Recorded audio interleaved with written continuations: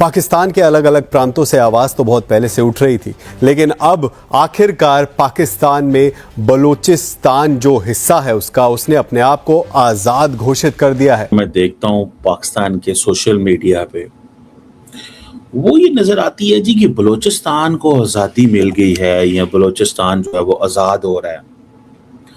ये बेसिकली एक स्ट्रैटकॉम कैंपेन है अगेंस्ट पाकिस्तान, और क्योंकि हम देखते हैं कि बलूचिस्तान के अंदर इस वक्त हालात ऐसे पैदा हो गए हैं।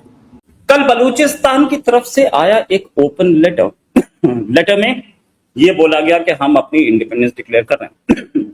ये भी बोला गया कि 85% बलूचिस्तान की जमीन जो है बलूच लैंड है और बलूचों के हाथ में, बलूचों के कब्जे में है। इस वक्त पाकिस्तान के हालात बेहतर नहीं है। अच्छा, बलूचिस्तान में जो कुछ हो रहा है और पख्तूनख्वा की सरहदों पे जो कुछ हो रहा है और सिंध में जो है चालिस्तान की तरफ जो कुछ हो रहा है, इसमें दुश्मन वो यहूदो नसारा हो, वो हिंदुस्तान हो, हमें मुख्तलिफ अंदाज में आपस में लड़ा रहा है। पाकिस्तान के एक एक्टिविस्ट जिनका नाम है मीर यार बलोच ट्विटर पर अक्सर बलूचिस्तान और बलोची लोगों के लिए आवाज उठाते हैं। उन्होंने एक ट्वीट किया और उस ट्वीट में उन्होंने ये बताया कि बलूचिस्तान का 85% क्षेत्र जो है वो कब्जा लिया है बलोच लोगों ने। बेसिकली ये इश्तिहार क्या है, Balochistan declares independence from Pakistan. ये पाकिस्तान के ऊपर एक हमला है, ये पाकिस्तान की असास पे, पाकिस्तान की नेशनल सिक्योरिटी पे एक हमला है। ये परहैप्स बीएलए के या बीएलएफ के जिसके भी हाथ में, लेकिन 85% लैंड उनके हाथ में। ये भी बोला कि 1200 से ज्यादा कोल माइन और सारी गैस माइंस उनके हाथ में, सारी गैस फील्ड्स उनके हाथ में। ये एक बड़ी चीज थी, हालांकि है कि नहीं ये उस चिट्ठी में क्लेम किया गया था, मैं इस पे कोई कंफर्मेशन नहीं दे सकता। जय हिंद। साथियों, बलूचिस्तान ने अपने आप को आजाद देश घोषित कर दिया।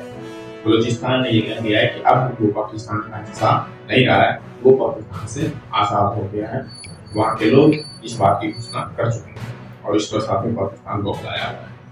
और पाकिस्तान को अब ये डर है कि अगर इन्होंने जल्दी ही बलूचिस्तान में स्थिति को काबू में नहीं कर पाए तो बलूचिस्तान ने जो घोषणा किया वो सच हो जाएगा।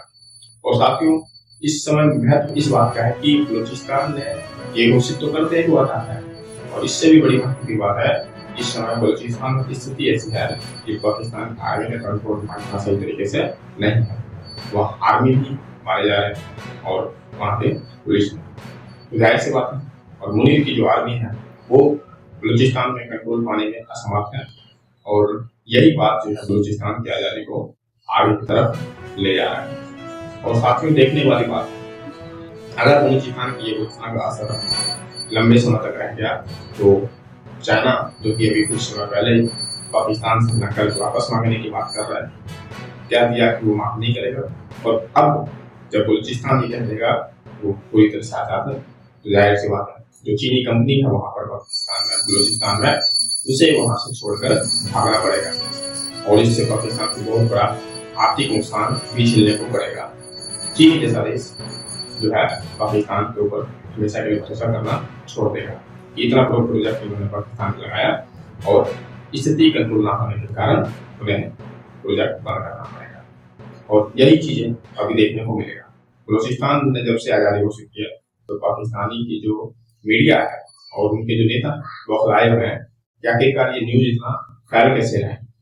क्या कि भाई ये कह दो बलूचिस्तान पाकिस्तान के हाथ से निकल गया, ये तो बड़े कमजोर हो गए हैं, और यहाँ पे तो चीजें जो हैं वो ऐसे नहीं है जैसे नजर आती हैं। और अगर आप देखना हो तो आपको नजर आ जाएगा कि देखें वहाँ दहशतगर्द जो है वो हमले कर रहे हैं। आज मैं देख रहा था कि वो पाकिस्तान के एक पॉलिटिशियन है मौलाना फजलुर रहमान, सियासतदान है, वो कह रहे थे जनाब कि इस वक्त हालात ये हैं कि जनाब पाकिस्तान की जो फौज है, पाकिस्तान की जो फौज है वो लड़ रही है, तो भाई क्या हुआ, वो पैसे लेते हैं लड़ने के, समझ रहे हैं। अब दिस इज इंपॉर्टेंट कि जनाब आपके पास तो कुछ भी नहीं है, आपकी फौज लड़ती है तो हमारे ऊपर फौज एहसान करती है कोई।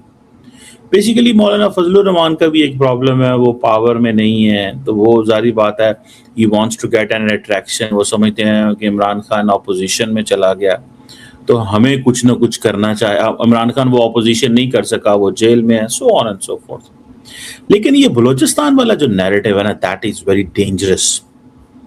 और जारी बात है, इसमें आपकी जो रियासत है, पाकिस्तान की जो स्टेट है, स्टेट की जो कैपेबिलिटी है या स्टेट की जो पोजीशन है, उसको हिट किया जा रहा है कि पाकिस्तान अंदर से टूट रहा है, ये खोखला है, ये कमजोर है। इसकी पहले क्या था, ये मांगते हैं, जैसे मिसाल को इमरान खान क्या कहता था, इमरान खान कहता था जनाब ये इनके तो बुरे हालात हैं, इनकी तो पास पैसे नहीं है, हम कटोरा लेके घूमते हैं। इंडियंस ने वो नैरेटिव पकड़ लिया कटोरा वाला, और वो ऐसा नैरेटिव चलाया इंडियन जो मीडिया के लोग थे, और उन्होंने सोचा कि पाकिस्तान को तो कुछ करने की जरूरत ही नहीं है, पाकिस्तान को तो कुछ करने की जरूरत नहीं है, पाकिस्तान तो गया, इसके पास तो कुछ है ही नहीं है, खाने को नहीं है, पीने को नहीं है।